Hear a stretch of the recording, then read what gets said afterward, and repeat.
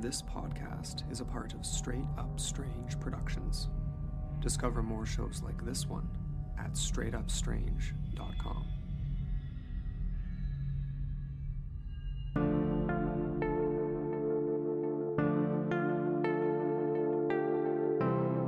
You're listening to the Oddball Aussie podcast with me, your host, Oz Oddball. During this episode, you may hear things that challenge your own beliefs, but please have an open mind and enjoy. You can follow me on Twitter and Instagram at Aussie Oddball, and if you have any stories you want to share, send them to theoddballaussie@hotmail.com. Sit back, relax, and enjoy.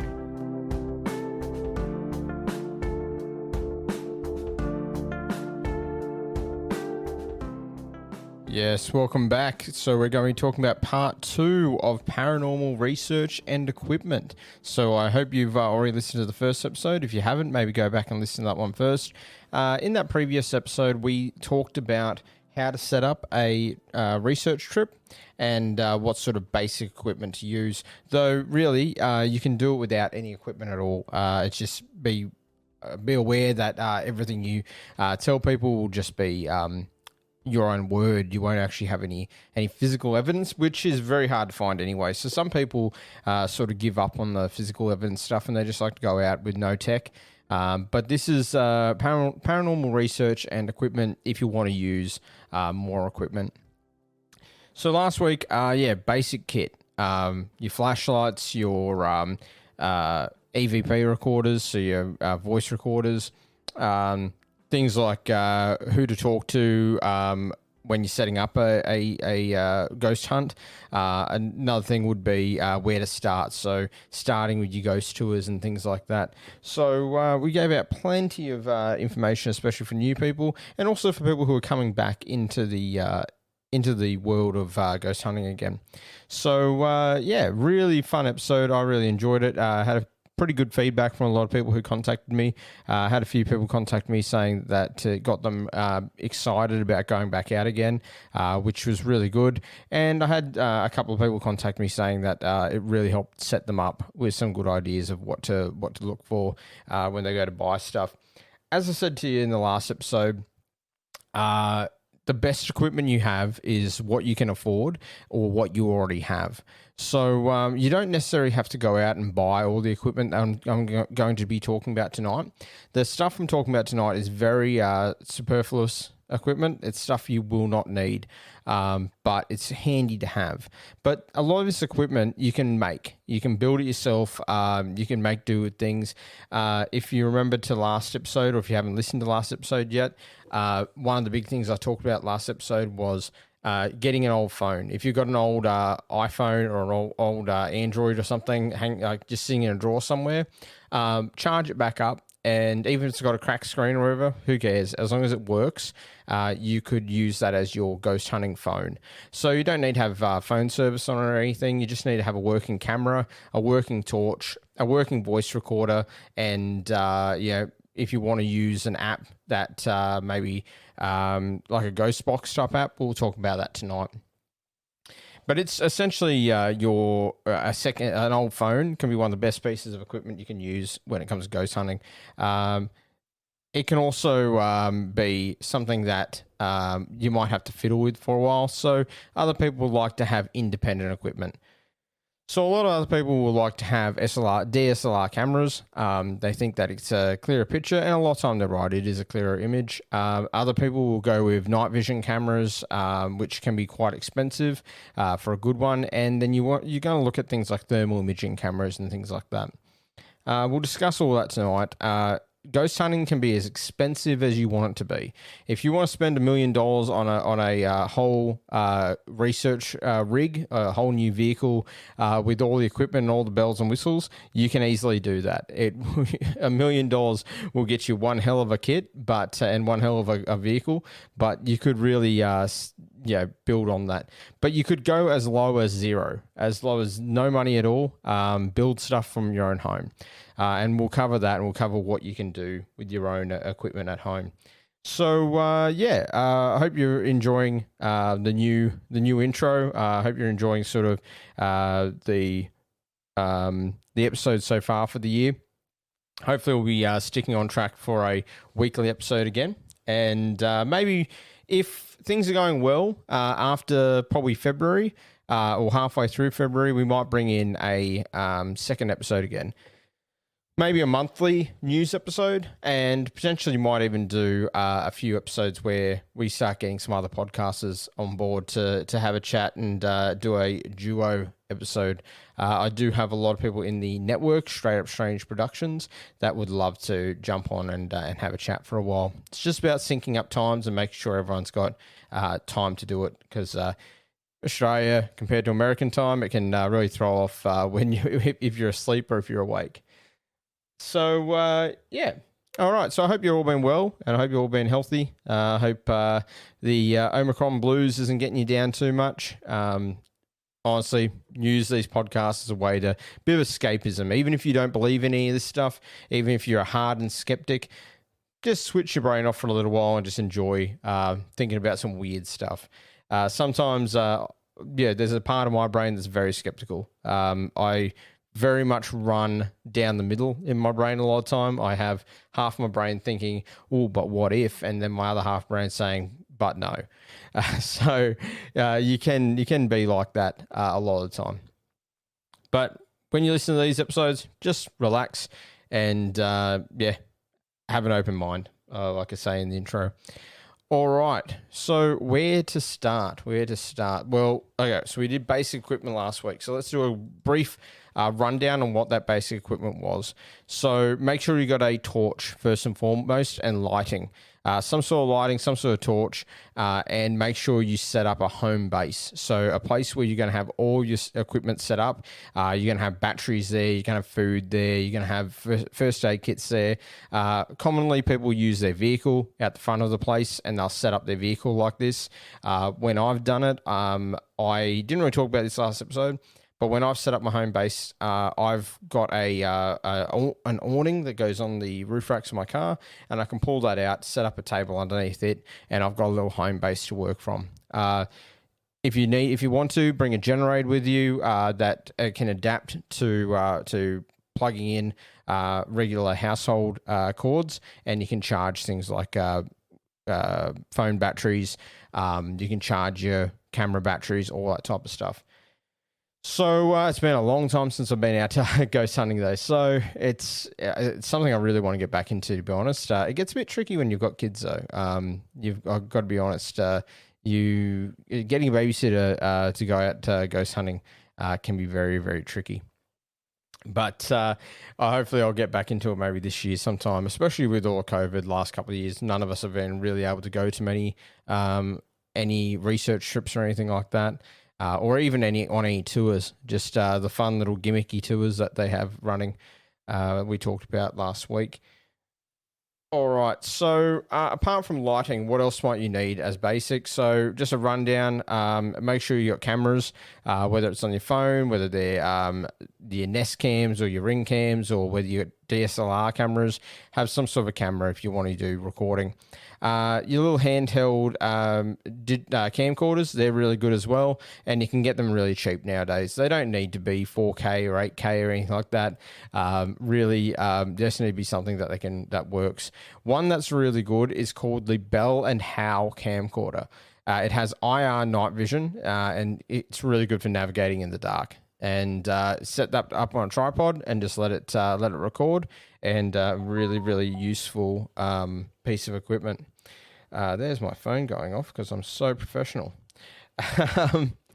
All right. So after that, things like temperature gauges. Having a little handheld temperature gauge can be a really good thing to have, and making sure you've got mounts for everything that you want to use.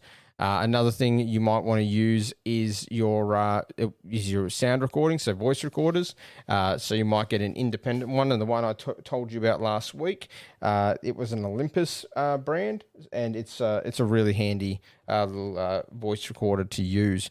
I did have it here on my desk here somewhere, and it's gone. Maybe the ghosts ran away with it. I don't know. But yeah, really, really good little voice recorder to use. Anything where you can just press a button and set and forget. And you don't want anything with like touch screens or anything like that because it's going to chew through battery. You just want a real basic one. You can also get ones that have extendable microphones. My one, the Olympus, you can hook up a microphone that just plugs into the bottom of it.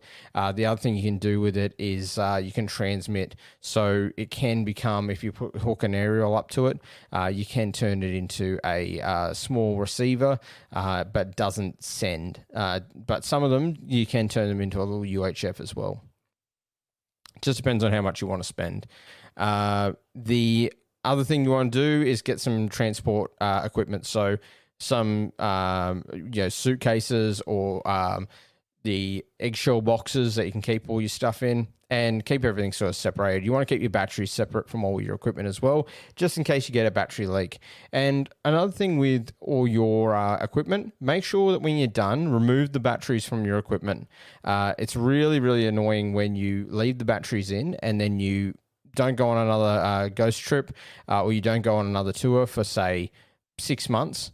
And then when you come back to get all your gear going, you've got the green death, which is where all the battery acid starts leaking out.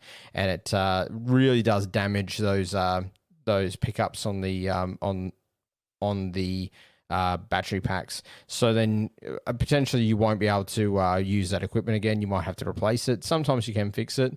But ideally, end of every trip, take all the batteries out, put them in your kids' toys or whatever, or throw them away because a lot of them are going to be drained anyway. And you always want to start with fresh batteries. And another optional one, and we'll talk about that a bit today as well, is your EMF meter and your thermal imaging cameras. A little bit extra equipment, but they are good to have. Later on in the show, we'll also discuss about more spiritual-based equipment and some potions and smudging, some things that you might want to pick up along the way. Really good to know. Some people don't want to go with tech, as I said before, so you might want to go with something like this. All right, so there's a plethora of stores that you can buy equipment from. And most of them, not being horrible, but are going to try and rip you off. They will try to sell you things that you absolutely do not need. Or they'll try to sell you things that you already probably have sitting around your house there somewhere. Things like lights, things that light up. You could easily use something like a child's toy. Things that make sounds, once again, you got a children's toy around the house, you could easily use it. There's other pieces of equipment, things like laser dowsing rods. Dowsing rods are a thing that people find useful if you believe in that, but not necessarily. You don't necessarily need laser ones. There's a lot of laser stuff that comes up in all this thing. There is one thing that I do like, and that is the laser grids, and we'll talk about that soon as well. All right, so let's start with EMF. So EMF is your first step of the upgraded equipment that you're going to want to buy.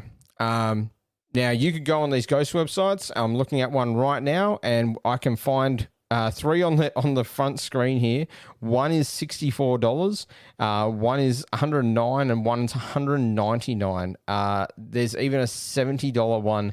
It's just a Black & Decker EMF meter, but they've put a leather sort of case around it, and it's double the price of what they're worth. Honestly, there's one here I'm looking at, the K2 EMF meter. I can get the K2 EMF meter from my local store or just on Amazon or eBay for about $20, and on here they're selling it for about $65. So really, the good thing about the websites, not trying to take away money out of the mouths of these stores, but to be honest, some of them are just trying to rip you off. Now, the good things about these websites, what I've done in the past, I've used them for ideas. So I've looked at what they're selling, and I'll go, oh, that's really a good idea. I like the idea of a of a laser grid, or I like the idea of an EMF meter that also has a thermometer and a voice recorder all built into one. That's really cool. Now, where else can I find that? So then I'll start doing my own research. So something like the K2 EMF meter, real basic, real easy to use. EMF meters used to find studs in walls, if they've got that setting, used to find wires in walls as well. So, before you start doing renovations, that's what I always use them for. When I was growing up, was working with my dad and working with out in trade jobs and stuff when I was a teenager. Finding electricals in walls. But the belief is that spirits give off a electromagnetic field. So that's what EMF stands for. So the idea of using a EMF meter is that if you're in a room that has no electronics in it, you're nowhere near a wall, and all of a sudden it starts going off, this is a really good way to sort of question what's setting it off. A lot of people looking at you, ghost hunters, and whatever his name is, the dude who's got the haunted museum with the Dybbuk box, which is absolute BS. I know, hot take right there. If you want to know more about that, check out my episode about Dybbuk boxes. I'm not a big fan of that fellow, and that's how much I don't really care. I can't even think of his name. So people like that will manipulate EMF fields. So this can be easily done. As I said to you in the previous episode, I began basically doing fraudulent things in ghost hunting trips, to ghost tours rather, to build up the suspend belief and make people believe something else is really happening, and suspense, really building up that suspense. Not proud of it, but I needed a job at the time, and it was the only job going in town that I could do alongside of my day job. So I picked up working with that. But in that, I learnt a lot. I learnt how to pick people who are bullshitting you, and I learnt how to help people, like all of you who are tuning in, how to pick a bullshit artist. Now, that hasn't stopped. Once you start thinking like that, you can honestly pick these people apart. So one of the really interesting things I've been seeing nowadays is the use of health rings. So people will use a Bluetooth connected ring on their finger and gives you your biometrics. So it tells you how much running you've done for the day, what your heart rate is at, your blood pressure and all that, all from a ring. Now, the interesting thing with these rings is that they carry an EMF field. They do have electronics in them. So if you were to someone who wanted to BS, you could hold the EMF meter in one hand, say your right hand, have the ring on your left hand. You would wave your EMF meter around and then swap the EMF meter around to your left hand. No one would even know that that ring on your finger is electronic.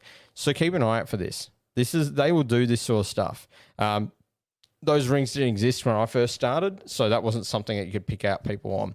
But I have watched videos and I've seen that they've had a very dark or a very thick ring on their finger, and I've always wondered, is that one of these health rings, one of these smart rings? So keep an eye on things like that. And if you're on a tour doing research with someone, ask them if you can also use the EMF meter. And if all of a sudden the EMF meter stops doing anything, start to question what's going on. Some people will hold the EMF meter down by their pocket, then quickly bring it up high. Doing this will trigger the EMF in your phone in your pocket, and if you bring it up really quickly, it'll look like you've found something. And the residual will keep on beeping for a couple of seconds after. So I'm just arming you, getting you ready for some of the bullshit artists that will try to swindle you out of things. Now let's think about the real stuff. So let's go with people. You're with a group of friends. You're with people that you trust, a research team that you trust, and you know they're not bullshitting you. This is where the EMF meter can be really handy, where you can just sit it down somewhere and all of a sudden it starts beeping. People have used the EMF meter as a way to communicate. So as it beeps, they'll ask the spirits to come closer to it, and to understand how the EMF meter works. Other times they'll combine this with their digital thermometer. So if you've got a digital thermometer, like a laser thermometer, and you've got an EMF going off, and all of a sudden it's really, really cold, and you're outside, cold spots can be anything. It can be a little dip in the weather. It can be wind blowing over a mound. But if you're getting cold spots in one area in particular in a building, and there's no power on, there's no air conditioning, nothing like that, then you've got to start questioning what it could be. Now, if you start getting readings on your EMF meter, as well as the cold spots or hot spots, then you start to think, what could be going on? At this point, I would then set up a EVP. I'd set up a voice recorder to try to get some EVPs. So set that up, as we said last week. Always date and time stamp it when you turn it on, and state your name into the EVP, into the voice recorder, so that you can differentiate you from the EVP. Now, let's say you combine thermals with your EMF meter readings. With now you've got a slight voice coming through on the voice recorder. I'd be sitting there going, that's pretty good proof. That's pretty good. Like, there's three things going on. That's pretty good. And if you can hand on heart say, this isn't being manipulated, this isn't being controlled in any way, that's some really interesting stuff. And that's stuff that people want to hear about and people want to see. The stuff that we don't want to see is these people who come out and manipulate the data.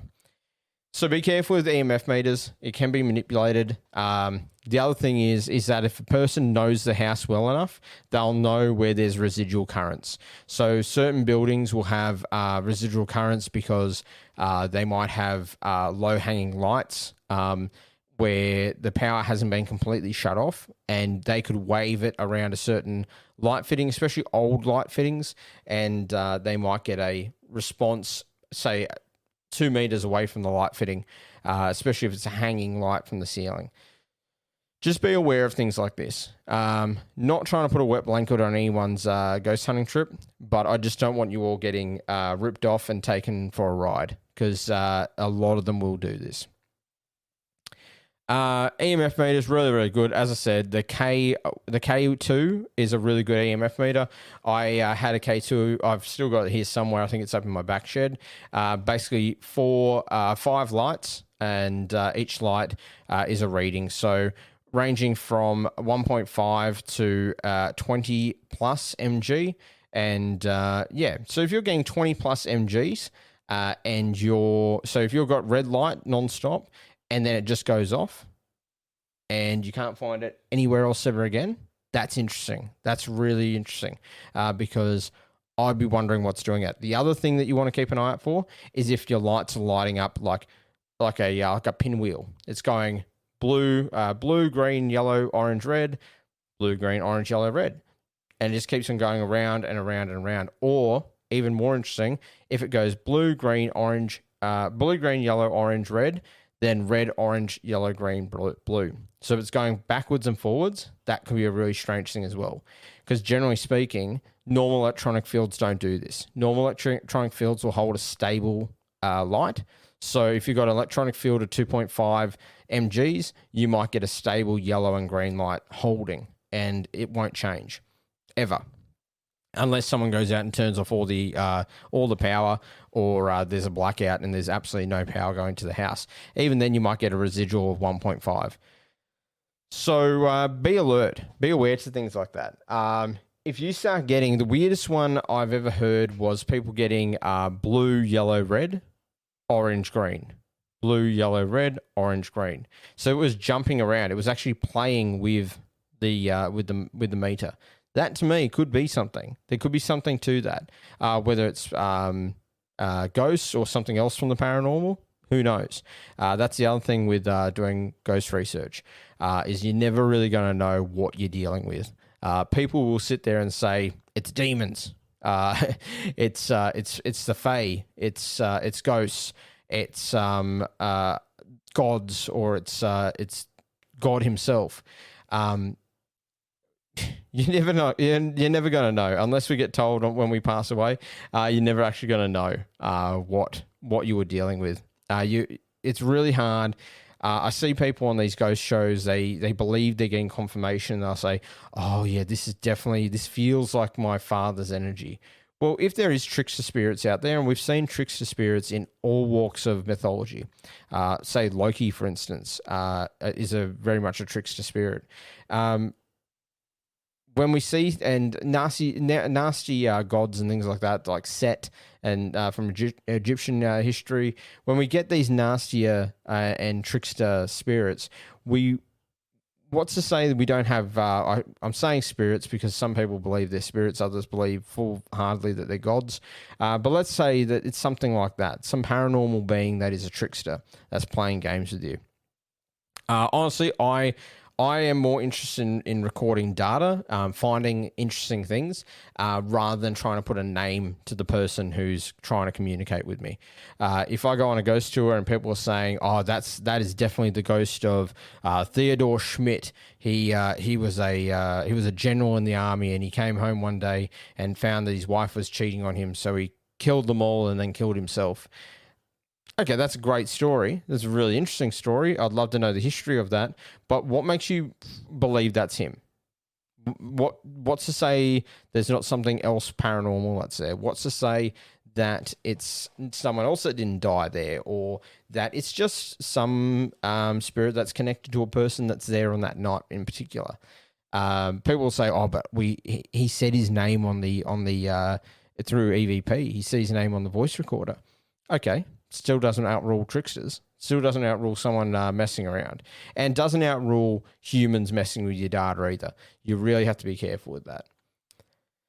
All right. So EMF meter, as I said, you want to get a good one, check out your local hardware store. For us Aussies, a Bunnings or a Mitre 10. In America there, I believe you could check out your Walmarts, things like that. You'll find them cheap. $15-20. I've seen them as low as like $5, but I wouldn't really trust that they actually work. I wouldn't trust them to use them on my walls when I'm looking for electrical wires and studs, let alone using it for ghost equipment. So I'd go with something good. Black & Decker, any Ryobi, any good sort of brands. The K2 EMF meter is one of the most used. It's really, really popular, really, really simple. And again, it doesn't use any fancy screens or anything, so it uses very, very little battery power. And that's exactly what you want. Because if you're saving batteries for all your other equipment, you don't want to chew through batteries on your EMF meter. Cool thing is, if you can find the K2 for about $20, on these sites, you can buy them for $64. You could buy 3 for that price, and you could set them up in different locations, sort of like a ghost trap type of thing.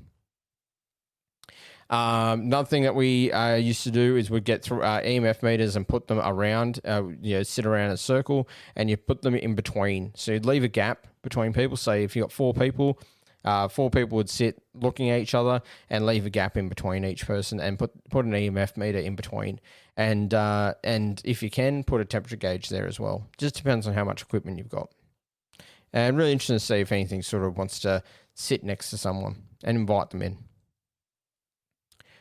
Okay, the next one that is fairly common, but is very expensive. This one I wouldn't recommend unless you are looking to spend a bit of money, unless you can actually afford it. Once again, the best ghost hunting equipment you have is what you already own and what you can afford. Don't go and break the bank for this equipment, because sometimes it doesn't work. And not only that, if you buy some of this equipment, make sure you do the training properly. So this piece we're going to be talking about is thermal imaging cameras. They are much cheaper. I remember when I started back 2006, 2005, I remember thermal imaging cameras. Your average thermal imaging camera, which is really bare bones, real basic, was about $3,000. And it was, compared to what we have now, it was absolute garbage. Now, most of these ghost hunting stores, you'll find them for about $500, but you can get them if you, once again, look elsewhere.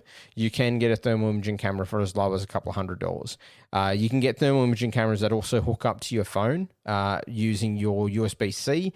I'm not sure if there are ones that work with iPhones, but I know that there are ones that work with USB-C. which is on your Androids. So, really handy bit of kit to have.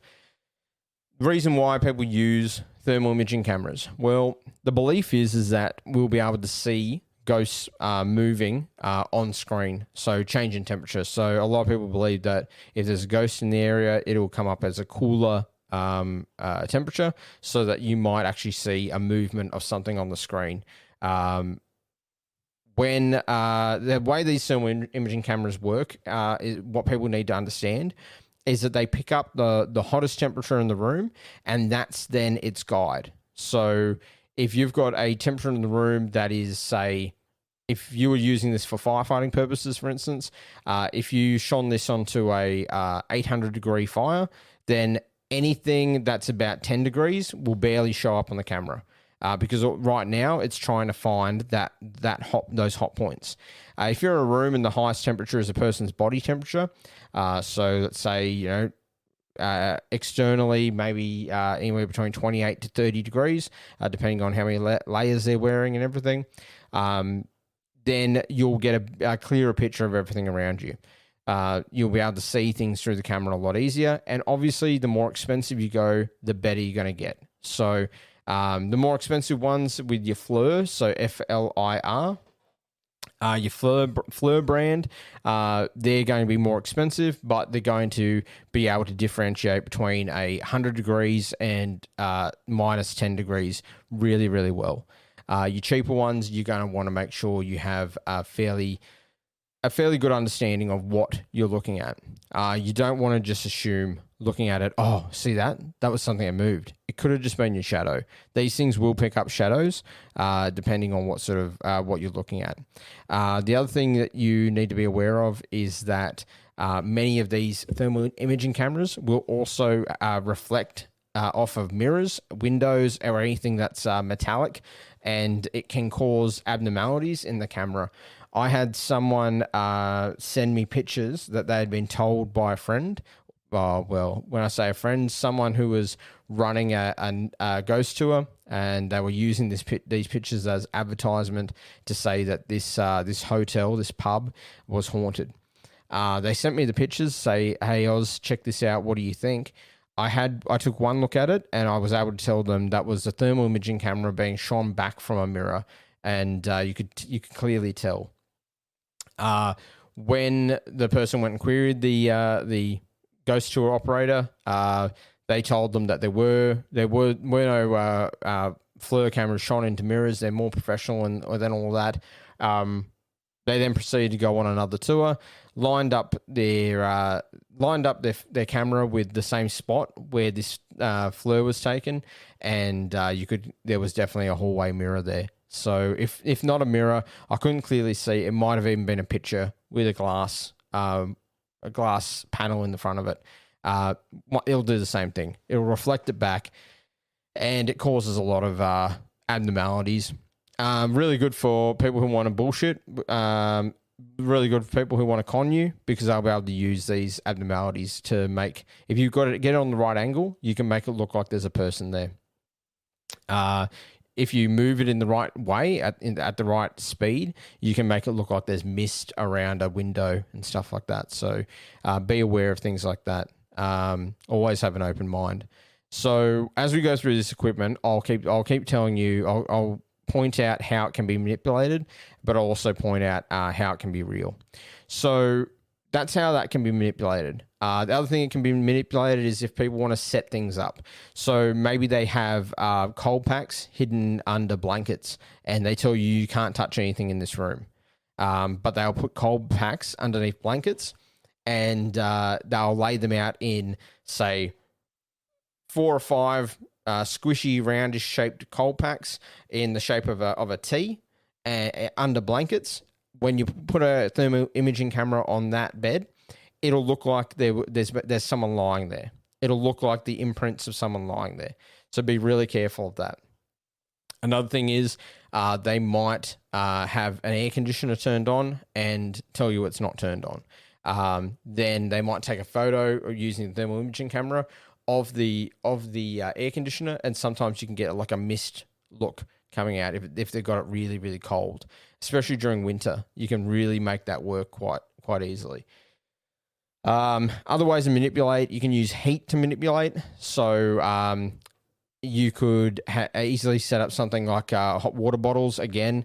Set them up in a way that looks like someone's sitting on a chair somewhere, and people will shine their cameras and their thermal imaging camera onto a lounge chair, and they'll go, "Oh, look at the heat around this," and it'll be just hot packs or hot water bottles stuffed inside a chair cover or inside chair lounge cushions. So be careful of that, and I'll guarantee you, if that is the case, they'll tell you things like, you can't sit in that chair. That's really dangerous. We don't want you sitting in that chair. Please do not sit in that chair. Or because of the historic value of the furniture, we don't want you touching anything. A lot of time that's true. But if they're very particular about a spot where you can clearly see heat or cold, then there's might be something going on there. If you get a chance, not saying you should if it's very historical stuff, but I would put my hand near it and see if there's heat there. If I can feel heat, then they're doing something. There's a bit of fuckery going on, as many people would call it. So keep an eye out for that. All right. So the good way of using thermal imaging cameras, though, setting them up on a tripod. Honestly, setting them up and letting them, some of them record. Another way to use them is walking around with them, and you don't move them quickly. Move them very slowly and be direct about where you're pointing them. So have a look at where you want to point it. Have a look what's there. So no mirrors, nothing reflective. Cool, I'm going to use it. Save the batteries in them. The batteries in them can burn out very quickly. You can run out of battery in a thermal imaging camera very quickly because of the screen. In a dark room, if possible, turn the screen down to low to save some battery power. Really good time to use them is if you've got cold spots or hot spots, or if you've got an area where, say, your voice recordings are very prevalent. You've found voice recordings there in the past. Another thing you could use them on is when your EMF meter goes off. Point a thermal imaging camera in that direction. The one weird thing I can say, which I wish we had had one that night that happened to me. I don't know how true it is because I wasn't behind the thermometer, but my wife and I were along to a tour one day, and some other people on the tour had seen me taking photos off to one side, and they had pointed a thermometer at me for some reason. Because that's right, because they had taken a photo and there was mist in the photo, so they pointed a thermometer at me, and the thermometer reading from what they took a photo of the thermometer reading. And it was reading at something like -30 on my body. They took it from multiple angles, took multiple photos, and we just couldn't figure out why that was saying -30. They took the batteries out, put new ones in, turned it all back on, and still, every time I walked over that area, -30. Then all of a sudden it stopped, and my body temperature went back to normal again.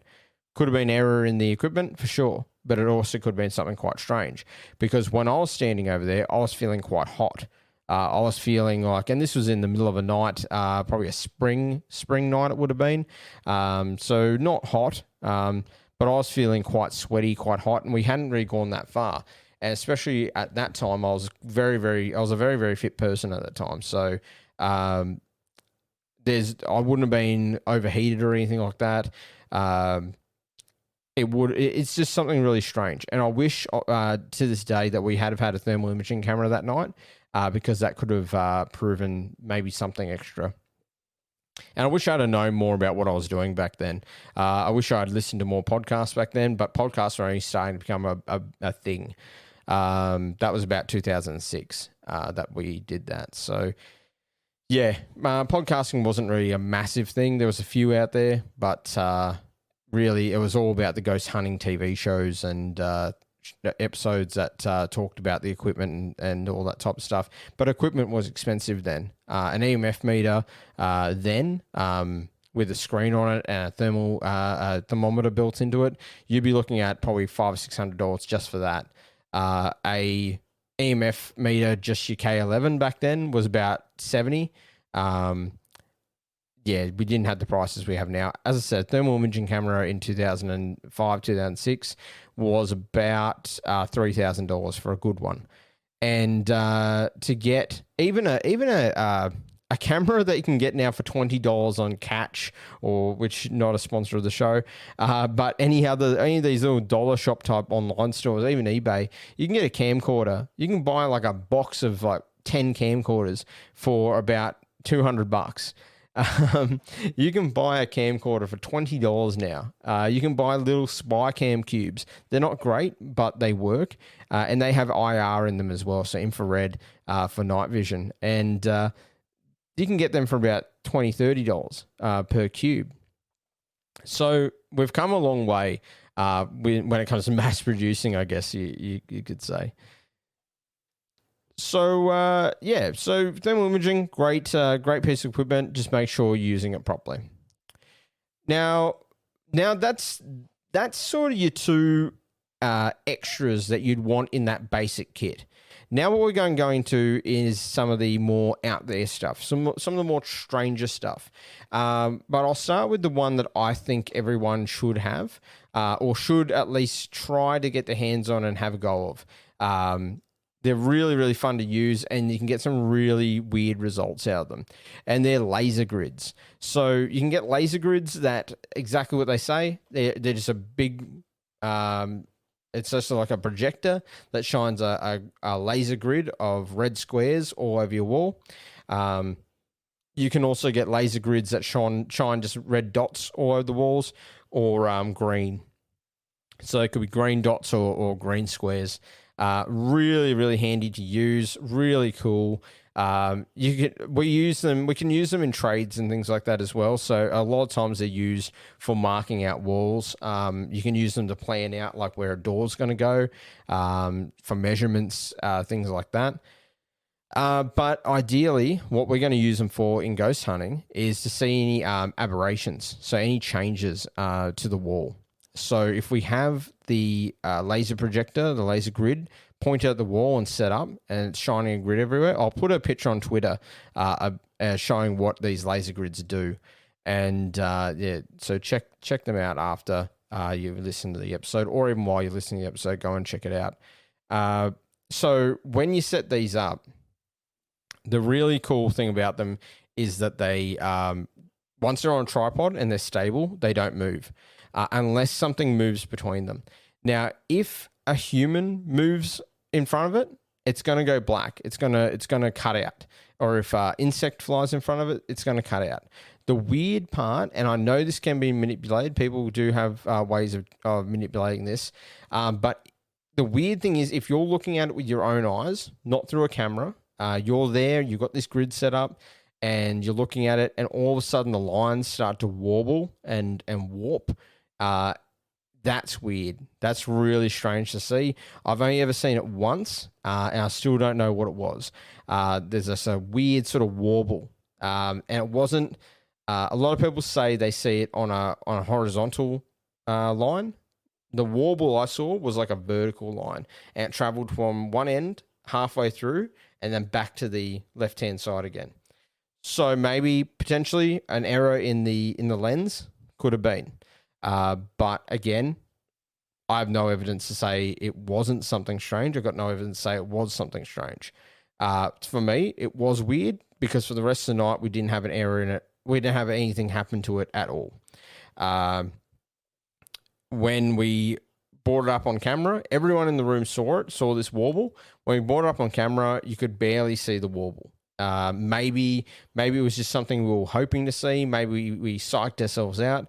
Potentially, yeah, that's always something that could be a thing. But we all know what we saw, and it was strange. It was very, very strange. So a laser grid, definitely get your hands on one. You can get them fairly cheap again.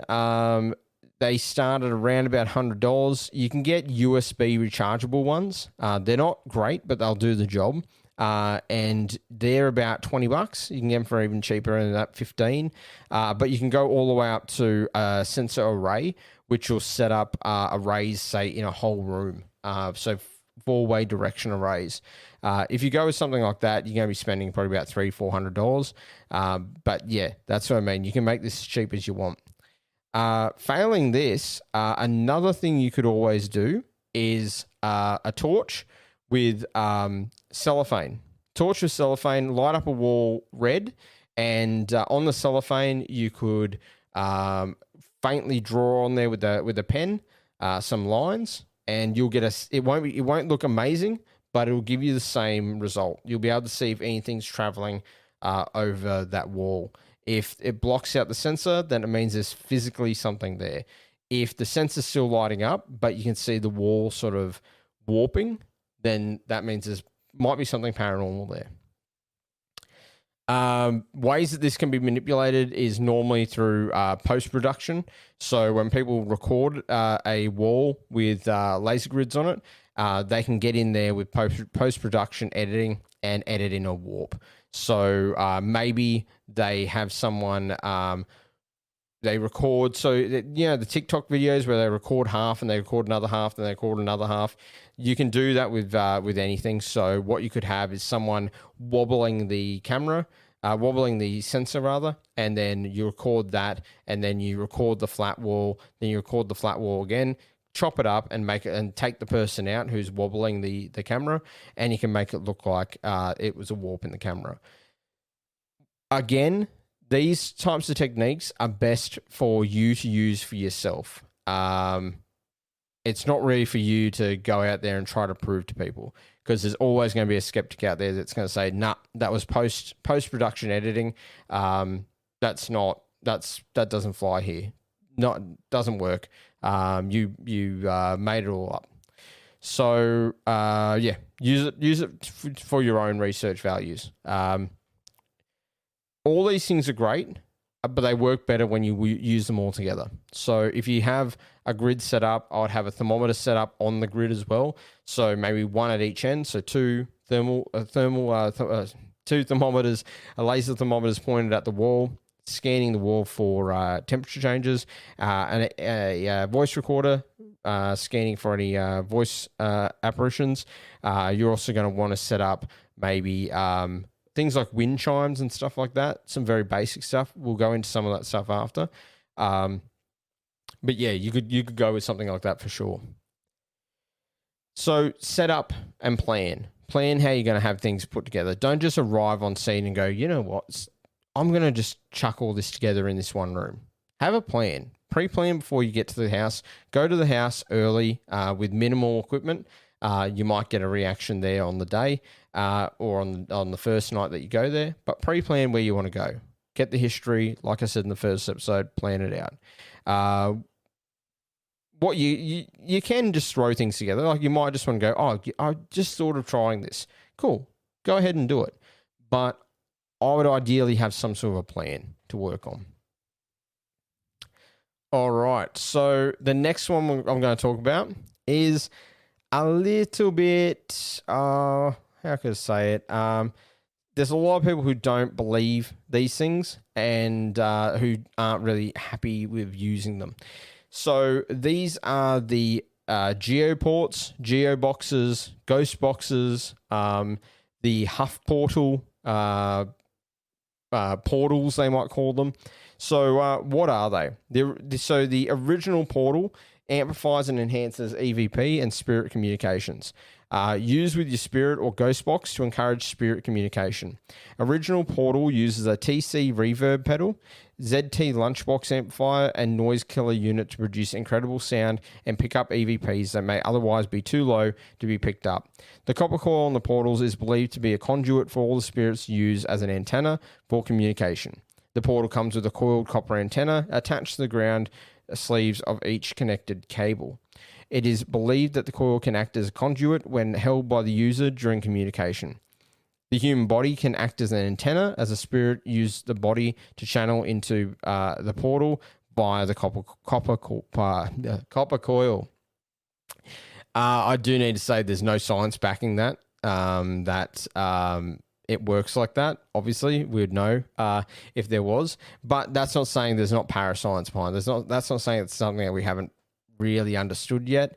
But it is getting into the very I don't know. It's getting into a very airy fairy type of stuff when you're saying that you can turn yourself into an antenna. Okay, I believe that people can do things like that, but just be aware. Yeah, you want to get some data along with that as well. So the Geobox or the Geoport are ghost hunting gadgets designed and created by Ohio-based paranormal inventor George Brown.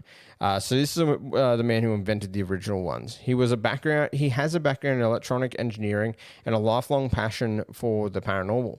His stunning handmade devices are retrofitted into beautiful original vintage wooden radio cabinets. One thing I will say, they are beautiful. They are really well made. I'd love to have one, just to have one on display. So, if you want to get the podcast one, if you want to hear me use it on the show, maybe you hit up old Uncle Oz, send a message to the oddballaussie@hotmail.com, and maybe if any of you got one that you don't want to use or you want to get rid of, send it over. I'd be happy to use it on the show. Maybe we can get an EVP guest host. So the first box was completed in 2015, and since then they've been used extensively in ghost hunting. They also appeared in the Paranormal Lockdown UK. In 2019, that show was cancelled, and Jack and Katrina Osborne. Katrina has moved to work with Jack Osborne in the Travel Channel series Portals to Hell, and she's taken a Geoport with her. So Portals to Hell, you'll see the Geoports being used. A lot of the Travel Channel stuff will use a bit of this equipment. They are pretty cool gadgets to use. I don't know how much I put into them. Same as Ghostbox. So what's a Ghostbox? Well, a Ghostbox is essentially a scanning radio. Real simply put, it's a scanning radio that just constantly scans. It's designed to not stop scanning. And you sit there and you write down the bits and pieces of words that come through. So you ask a question, you turn it on, and you write down what comes out. Anyone who's a fan of Hellier will see them use Ghostbox, and they'll do a technique where you have someone with headphones on, so no one else can hear the Ghostbox. There's headphones hooked up to the Ghostbox.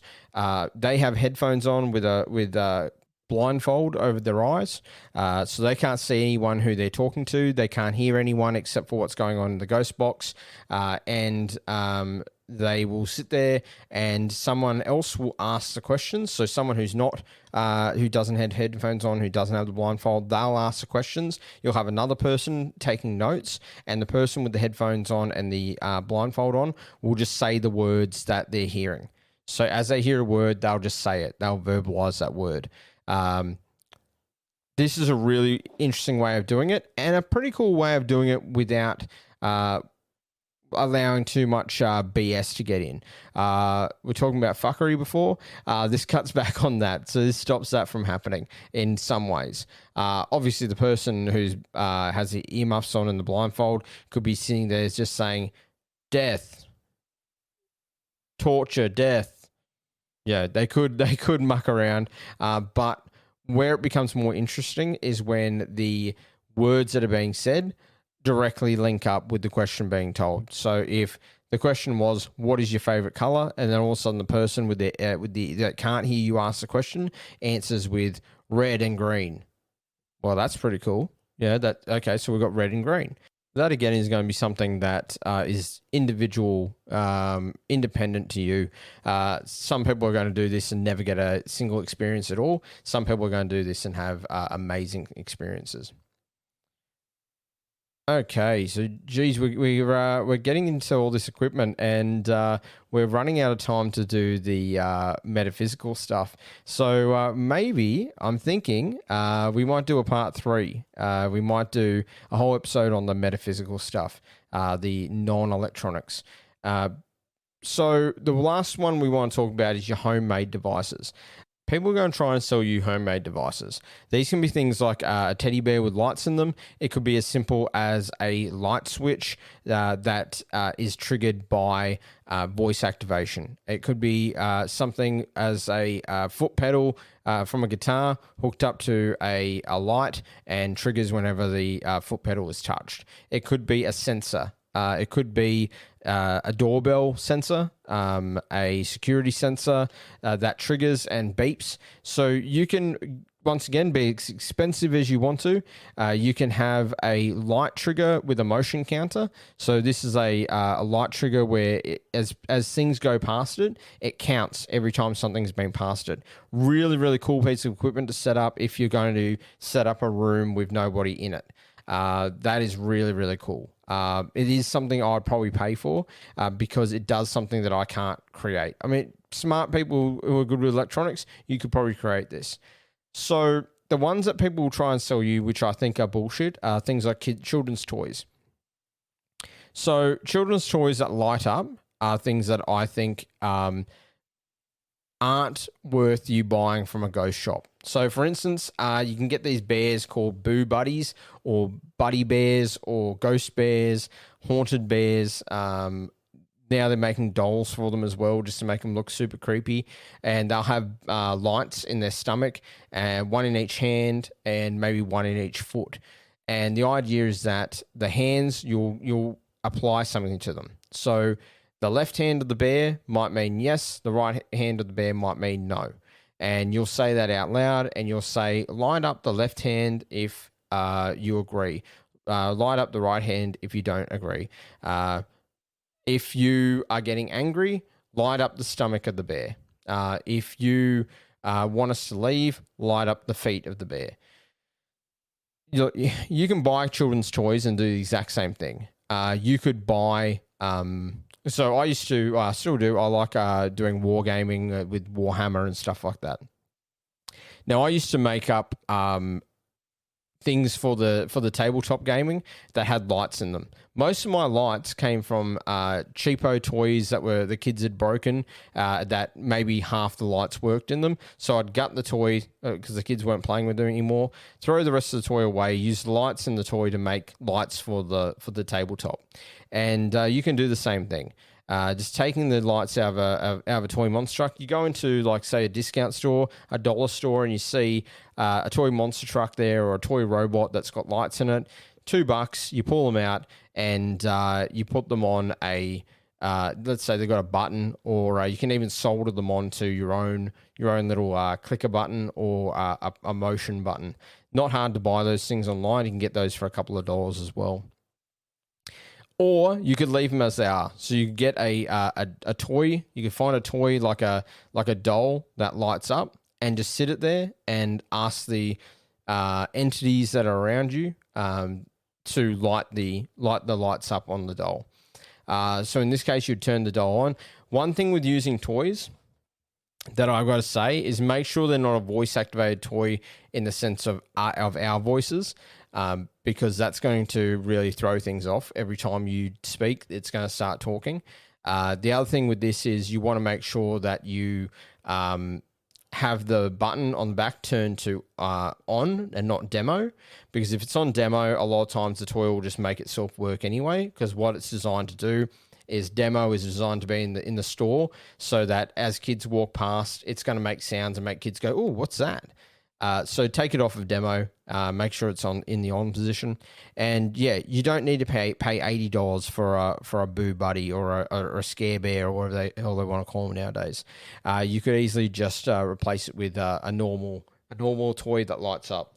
You could also have set up a really interesting one that I like to use is wind up music boxes, but make sure they're completely unwound. so that no sound can come out of them. If they start making sound, it means something is turning that dial on the inside, especially if the handle's not attached. Take the handle out of it and just sit it there. If it starts to make sound, it means something is making that sound work, especially if it's completely unwound. So they normally run on a metal coil, and as the coil tightens, when the coil's tight, as it releases, it'll start playing the music. So if the coil is completely unwound, it shouldn't play any music. I've seen people use Toy Story Woody dolls for this as well because of the pull string in the back. If there's sound coming out of a Woody doll that's a pull string or any pull string toy, that can be a bit freaky because why would this be happening?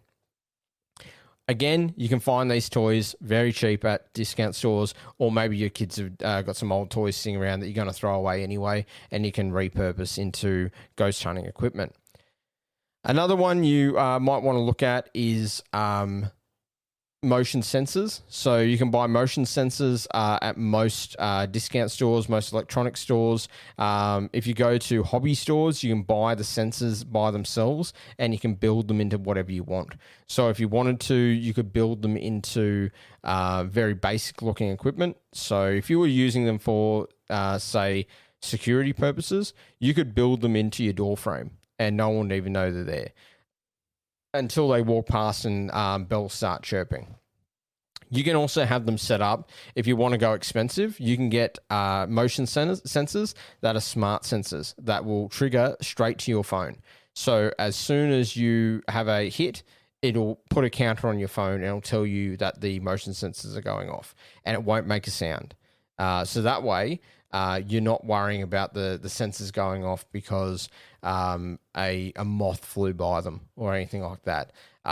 It will tell you how big the object was that moved past the sensor. So it'll say some of these really expensive ones, or not even expensive, some of the really high-tech ones will say the object covered the total of the camera, or it might say the object covered a partial of the camera.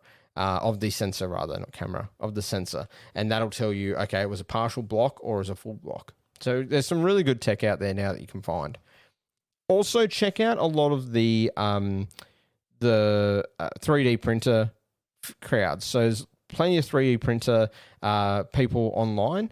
My buddy and I are currently actually working on getting Mayan death whistles made. We've made 2 already. I mean, I'm not going to blow it too loud because it's nighttime here, but yeah, it's not sounding perfect just yet, but it's definitely something we want to work on, and something that would be pretty cool to use as a paranormal research tool. So we're making those. We're trying to perfect them so we can get the real scream happening. And I've heard of people using these in research trips to sort of stir up the spirits a bit. And I know a lot of people say, well, you shouldn't be doing that. You shouldn't be doing that. You research how you want. You take the risks that you want to take, but you acknowledge that when you do take risks, it's on you. It's not on anyone else you're going with. And you tell people as well, by the way, if you are going to take risks on a trip, if you are going to do things that might make people go, ooh, I don't really like that, such as bringing a spirit board or a Ouija board with you, let people know before the trip. One of the worst things I see in ghost hunting trips or tours is when someone brings out the metaphysical stuff that really freaks some people out, or they start doing things like the death whistle without telling anyone, and it scares the hell out of people. Or they'll set up motion sensors without saying they're going to do it, and then people go off to take a leak and they get caught out by the motion sensors, and everyone panics and everyone's on edge then. And then as soon as everyone's on edge, everyone's hearing everything, and the data gets a little bit abstract at that point. So always let everyone know who you're going with, exactly what your intentions are and what you want to do. So have a look at what other things you could come up with. Some people use iPads that with the touchscreen on the iPad. You can download apps that have got light up touchpads. A lot of people use these for their kids. Some people use them for children or young people or people with disabilities as a tactile, like a light up thing. They can touch them and they can light up. These can be used as well out in the field. You could set one of these up, and let's say you're doing a spirit board, or let's say you're doing a recording. You could sit there and speak to it and ask it to light up certain squares or triangles or anything like that. You could also have things like just a simple torch setup, where if you want the torch to be turned on and off, ask them to turn it on and off. People tend to think that it's easier. The overall understanding is that it's easier for spirits to deal with sensor-based things than physical switches. Which, I mean, for skeptics, that's really easy for them to say, well, that's because it's not real. Yeah, maybe. Maybe that's exactly why people like sensors, because it's easier to trick a sensor. It's really hard to make a switch flick itself on and off. But in saying that, people swear by that they've had their torches, they've watched their torch lights flick on and off. But sensors, let's say it is a real thing. Let's say it turns out that they rely on energy, not physical kinetic energy. They rely on some other form of electro energy in the air or something. If that's the case, then sensors are probably the better way of going. You can also have a thermal array. A thermal array is a fairly new thing. They can be expensive, but they can be really helpful as well. Thermal array is exactly that. It's an array of lights, like little square lights on what looks like sort of like a calculator thing. And you can use these, you can have these bolted onto anything you want, really. And you could slap one of these on the side of your vehicle, on the side of your carry cases, and you light it up, and wherever the pad heats up, the lights will turn red, and the colder areas of the pad, the lights will turn blue. These things are fairly new, as I said, but they can be really, really creepy if you start to see, say, handprints, like a hand pattern being made on the touchpad, on the heat pad, because it's not based on touch alone. It's based on temperature. So if you get one corner of it that's heating up, and you know that the temperature overall is all the same, that can be a really strange situation. So that's called a thermal array. Really, really cool to use. You can get them cheaper, but generally they sit around about the $200 mark. So they're only if you want to spend some money. The next one I want to talk about, now this is where you will be spending some money. There is no cheap version of this. You will have to spend money on this, and that is your Connect cameras, your SLS cameras. So a lot of people know of these as the cameras that we use for mocap, for motion capture. So what these are, these will put a skeleton type thing on any body they sense. So if they sense a physical body, it'll put a skeleton type structure. So just a stick figure, I should say, not really a skeleton, a stick figure structure over that person's body. So the really cool thing about these is if you're using a Connect SLS camera and there's nothing there, and all of a sudden a figure walks past and it applies, or something that you can't see walks past, and then the camera applies a stick figure to it, that gets a little bit weird. Especially when that stick figure is only 2 legs or is only 2 arms and a head. They're very sensitive cameras. A bird could fly past and it'll put a dot on the bird. But if it's a full stick figure, you're going to be sitting there going, ooh, that's a bit weird. I need to look into that. Very cool device to have. A lot of people use them for a lot of different things. They are useful for more than just paranormal research. So this is what they say about where you can buy them. So the camera will detect humans and animals in absolute darkness or full light. It also seems to see bodies when there is nothing there. The naked eye can see, so potentially spirits. It works much like the SLS camera at a fraction of the cost. So the SLS cameras, the full price ones, are very expensive. You're looking at probably about $2,000 for a full SLS camera. But the Connect, if you look up Connect SLS cameras, they are a lot cheaper. You can also get attachments for these, so night vision attachments, but most of them won't need night vision because they'll pick the IR in them is dull enough that it doesn't light up the whole screen, but enough that it can pick up sensors of bodies out there walking past, or maybe there's no one there, but it'll still pick things up. Now, a lot of this equipment is really handy to be used not just for ghost hunting. This is great equipment to use for cryptid research, UFO research, all these types of things. So just be aware of that for all of you who might not be into the ghost stuff so much, but you might like your cryptids or your UFOs or your aliens. Think about all this equipment and how you could use it in other fields as well. So that's the Kinect SLS camera, or just the SLS camera. If you got the money for the SLS camera, yeah, go and buy an SLS. They are really cool. A few other things that you might be interested in are, so a few of the things that come out of the 3D printing community is things like the response devices. These will be like a pyramid or a cube that have been 3D printed, and there's a red and green light in the top. You turn the device on, and you don't have control. No one has control over lighting up the red or the green. 90% of the time, or 99% of the time, if you leave it sitting there, the red and green light won't turn on at all. But occasionally they'll light up, and no one really knows. We know that it's a electronic. It's there's a connection being made in the electronics, but there's no switch. No one's actually physically flicking a switch. Be careful when you buy these. You can pull them apart and have a look. Some people will put a relay switch on them, so when you turn them on, it'll have an automatic relay on it, and you'll be able to see this. You'll be able to see it'll look really suspicious. You'll be able to look it up and find out whether it's legit or not. But others will have just a very thin connection that barely touches, and it's when they light up that you go, ooh, well, something must have made them connect. A lot of people will say, skeptics will say, that's moisture in the air that makes the connection work. Could be, but also it could be something very strange. Portal spirit boxes, as we said before, they're always good to have. You can get them fairly cheap now. They look like just a little handheld radio. Couple other little pieces of equipment that might be handy to you. Nothing really to do with paranormal research, but a UHF Radio Pack. So a pack that comes with, say, 4 to 6 radios, depending on your team. And if you need to get 2 or 3 packs of them, if you've got a huge team, just so you can stay in communication with each other. Ideally, you only want one radio. If you're having teams of 2, like 2 people go one way, 2 people go another, and 2 people go upstairs, you only want one radio per team. Otherwise, you're going to get everyone speaking over each other. People are going to be getting feedback.